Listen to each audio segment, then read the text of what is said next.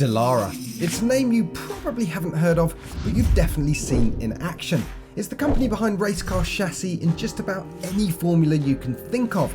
They've even helped out in the background to make certain road cars sparkle. Cars like the Alfa 8C, KTM Crossbow and Bugatti Chiron are all sprinkled with Dallara's magic. But now, at last, it's had a crack at its very own road car, and this is it. It's called the Dallara Stradale. And when I say road car, I mean that in the loosest possible sense. I mean, you could possibly, if you're a bit mad, drive it on the road, I suppose, but really, this is where it belongs, on the racetrack, and the clues to that are everywhere. It's got a carbon fibre chassis, it's got a carbon fibre body, the seats are fixed, there's no roof, and there's no doors. Which is a good point, actually. How the heck am I supposed to get in this thing? Oh well.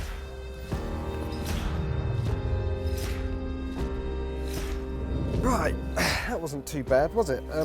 Hat on, just to keep the hair in check. Now the number that keeps running around my head isn't the 395 horsepower you get from the 2.3 litre EcoBoost Ford engine in the back. No, that's just a high-end hot hatch these days, isn't it? It's the fact that this car weighs 855 kilograms. So while it has the same power output as an Audi RS3, it weighs about half as much. That's a power to weight ratio of over 640 horsepower. Yeah, I think I better bring my A game today. But it's not just a stellar power to weight ratio here. There's 820 kilograms of downforce, Bosch ABS and stability control, and a steering wheel and digital dials to let you live out your racing driver fantasies.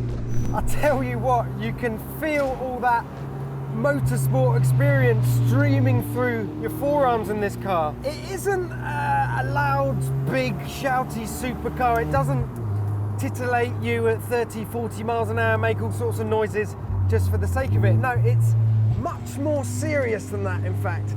You need to be going pretty fast, turning in with lots and lots of confidence, putting yourself outside your comfort zone to get this car to come alive. But when you do, that's when this incredible unassisted steering really starts to shine through, and you can actually feel the aero working in this car. In most cars, well, you're not really that sure. You might have a little lift on the jinks and the chicanes, but this, you feel utterly planted, utterly faithful. The brakes, I've got to talk about the brakes on this thing. It's all part of the virtuous circle of light weighting. When you don't have much mass to stop, well, you can stop pretty damn quickly. Honestly, when you stamp on these things, they're almost too vicious, too immediate in their action. So you start off by braking way too early for a corner, accelerating a bit more, and then braking again before turning in. But eventually you get used to them, you rewire your brain and realise that you can brake so much later than you ever thought in this car. Just takes your breath away. Now the engine back there, as I said, it's not a show-off. It does sound pretty good, but it's more functional than anything else. You can hear the turbo whistling away, but honestly, it's pretty much lag-free, and once you really get on it and let the boost build,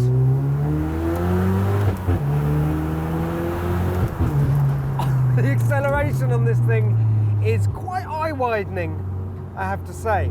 But there is a bit of a problem, and it's the gearbox. This is an automated manual. You can get a manual gearbox, and I think that's probably the way to go, because when you're shifting at lower speeds, at normal speeds you might use on the road, well, there's this delay, this kind of nodding dog effect. Of course, if you're at absolutely full chat and slamming home and upshift, you know, at full throttle, 6,000 RPM, well, it's lightning fast. It works, and it just proves that's where this car has been designed to function, in that 10/10ths zone. I feel like I'm getting faster with every lap I do in this car, which is how it should be, but there is a sense that it has a level, it has a place that a driver like me can't access. It's reserved for the special few, that this car can up its game when the driver inserted in this seat is that much better. The perfect car then for the off-duty F1 driver.